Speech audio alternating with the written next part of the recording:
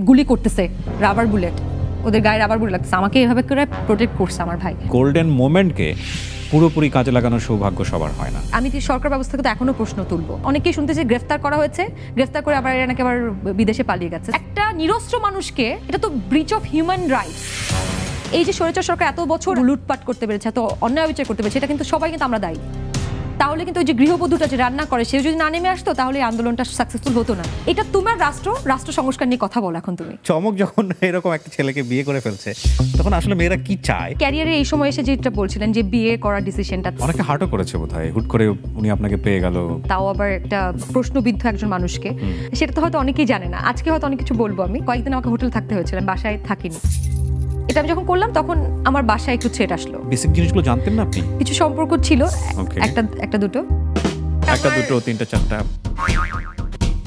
দুটো সিরিয়াস প্রেম ছিল আর একটা নরমাল ছিল এরকম। হ্যাঁ, আচ্ছা, নরমাল আর সিরিয়াস প্রেমের মধ্যে পার্থক্য কি? আমার দুনিয়া একদিকে, আমার ওই ভালোবাসা একদিকে। আমি ভালোবাসাটাকে এত মানে ইটস মাই ইবাদত বলতে গেলে, এরকম ভালোবাসি আমি। ওনার দুজন এক্স টেলিভিশনের স্ক্রিন না ভেঙে ফেলে। অনেকদিন ধরেই তো হচ্ছিল কোটা বিরোধী আন্দোলন, সেখানে যখন দেখলেন যে মিডিয়া পাড়ার অনেক লোকজন ইনভলভ হচ্ছে, একবারে শুরু থেকে আপনি অ্যাক্টিভ ছিলেন, কেন মনে হলো যে আমাকে একদম খুব ফুল অ্যাক্টিভ হতে হবে এখানে?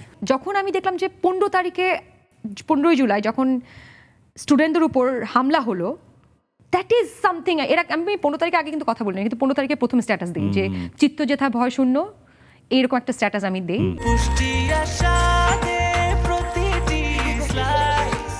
ব্রেকফাস্ট, টিফিন কিংবা স্ন্যাক টাইমে মজাদার আয়োজন মানে অল টাইম ব্রেড। ওই সময় 15 তারিখে যেটা হলো, ওপরে আসলে আমার মনে হচ্ছিল যে একটা মেয়ের ছবি ছিল, যে ব্লাড, রক্ত লাগা একটা খুব জুবুথুবু হয়ে আছে, এবং একটা মেয়ের গায়ে এরকম লাঠি দিয়ে মারতে আসলো। একটা মেয়ে হয়ে এটা আমি কিভাবে দেখবো?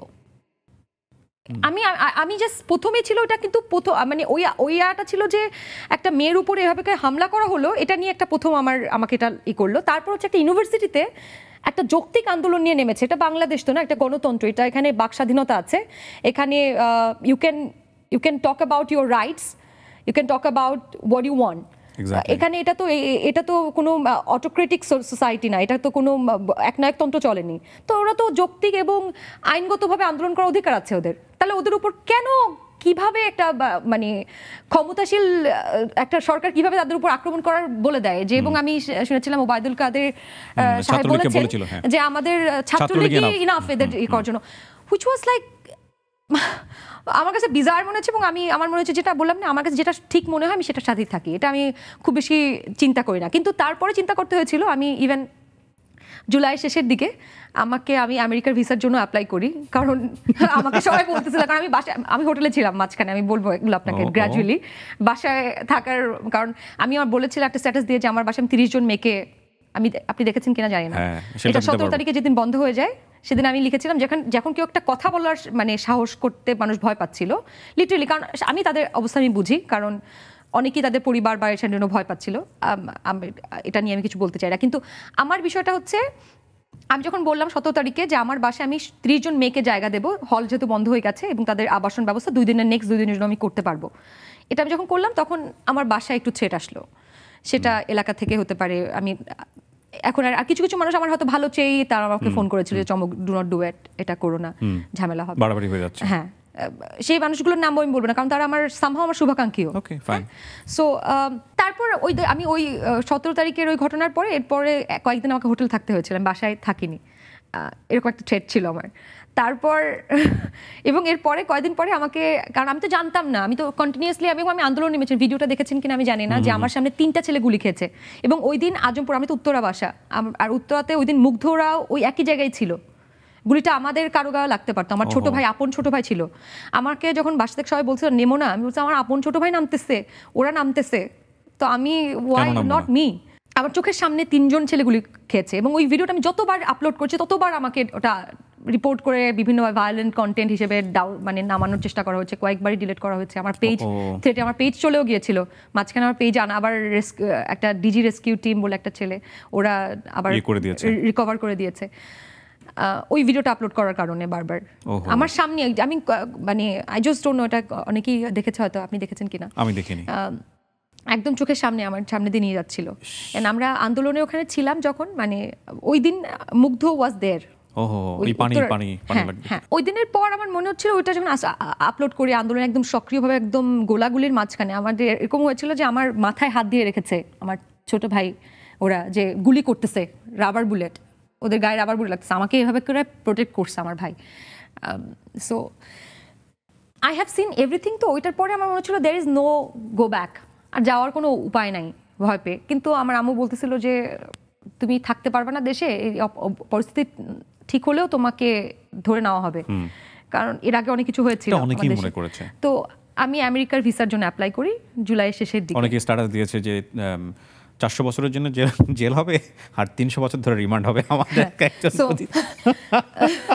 ওকে, সো আপনি অ্যাপ্লাই করলেন আমেরিকার জন্য? হ্যাঁ হ্যাঁ, আমার অ্যাপ্লাই করা ছিল এমনিতেই, সেটা হচ্ছে অন্য একটা প্রোগ্রামে যাওয়ার জন্য, কিন্তু আমার ভিসা ডেট ছিল, মানে ইন্টারভিউ ডেট ছিল ডিসেম্বরে। তো ওইটা আমরা কোনোভাবে আগানোর জন্য ট্রাই করা হচ্ছিল যে দেশে তো আর থাকা যাবে না। টু বি অনেস্ট, আমরা সবসময় মনে করতাম যে আমরা আসলে মন খুলে বলতে পারি না, মন খুলে বলতে গেলে আমরা যে কোনো সময় বিপদে পড়ব। থাকবেন ওখানে ওই সময় যে ভিডিওগুলো আপনি দেখেছেন, ধরেন একটা ছেলেকে দেখতেছে, আমি দেখতেছি এখানে কিছু নাই, এখান থেকে মাথার সব জিনিসপত্র পড়ে যাচ্ছে, পেটের সব জিনিসপত্র পড়ে যাচ্ছে, পাখির মতো মানুষকে গুলি করে মেরে ফেলতেছে।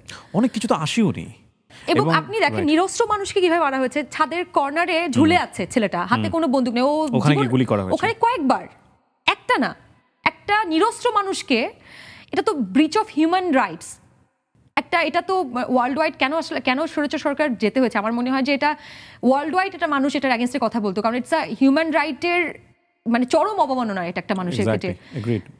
কারণ আপনি নিরস্ত্র মানুষ, আপনি বলতে পারেন যে এর আক্রমণ করতে গেছে তাই আপনি গুলি করছেন, কিন্তু কেউ, ওদের তো অস্ত্রই ছিল না, জীবন বাঁচানোর জন্য সাইডে পলাচ্ছে, তারপর আপনি গুলি করতেছেন, তাও কয়েক রাউন্ড।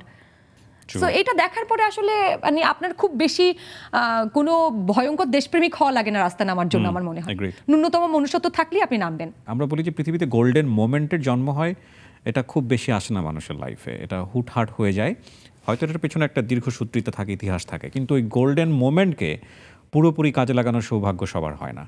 এবং এই যে আপনি খুব প্রাউডলি বলছেন না যে এই স্বৈরাচারী সরকারের পতনে আমার একদম রাজপথে একটা ভূমিকা ছিল। আমাদের অনেক অভিনেতা অভিনেত্রী ছিল, উইথ ডিউ রেসপেক্ট, তারা অনেকেই রাস্তায় নামেননি বা নামার মতো সিচুয়েশনে তারা ছিলেন না, কিন্তু আপনি নেমেছেন এবং সেটার জন্য আপনি সারা জীবনই অনার পাবেন এবং সেটা পাওয়ার যোগ্য আপনি। ব্রেকফাস্ট, টিফিন কিংবা স্ন্যাক টাইমে মজাদার আয়োজন মানে অল টাইম ব্রেড। আমাদের রাজনীতি নিয়েও এখন প্রত্যেকটা মানুষকে আমার মনে হয় ইনভলভ হওয়া উচিত। এর আগে আমি রাজনীতি নিয়ে কথা বলতাম না, কিন্তু now I talk about it. If you go through my page, I talk about politics now. কেন? কারণ দেশ যদি আপনি চিন্তা না করেন, দেশ কিন্তু you never know when it becomes a Syria, another Israel or another Afghanistan. We don't want this. আমাদের দেশ, আমাদের মনে হয় এখনই উচিত আমাদের পারমাণবিক শক্তিকে আরও বেশি স্ট্রং করা, যাতে কোনো দেশ আমাদের দেশে থ্রেট না করতে পারে। আমাদের দেশটা নিয়ে এখন আমাদের সবার চিন্তা করতে হবে, সবার কথা বলতে হবে। এবং এই যে স্বৈরাচার সরকার এত বছর এত কিছু করতে পেরেছে, এত কিছু লুটপাট করতে পেরেছে, এত অন্যায় বিচার করতে পেরেছে, এটা কিন্তু সবাই কিন্তু আমরা দায়ী, সম্মিলিতভাবে দায়ী, because we didn't talk about ইট। কারণ আগে না ছিল না, আগে যেমন মানুষজন বলতো আমি তো শিল্পী, আমি কেন এত কিছু, আমি রাজনীতি নিয়ে বলবো, ওটা আমার দায়িত্ব না, ওটা আমার কাজের মধ্যে পড়ে না, আমি তো ডাক্তার, রাজনীতি নিয়ে আমি যে শুধু পলিটিশিয়ান সেই পলিটিক্স নিয়ে কথা বলবে। নো, এটা তোমার রাষ্ট্র সংস্কার নিয়ে কথা বলো এখন তুমি। If you don't talk about it, আমরা যদি সর্বস্তরের মানুষ না নেমে আসতাম, তাহলে কিন্তু ওই যে গৃহবধূটা যে রান্না করে সেও যদি না নেমে আসতো, তাহলে এই আন্দোলনটা সাকসেসফুল হতো না। অসাধারণ চমক, আমার খুব ভালো লেগেছে আপনার সঙ্গে কথা বলে।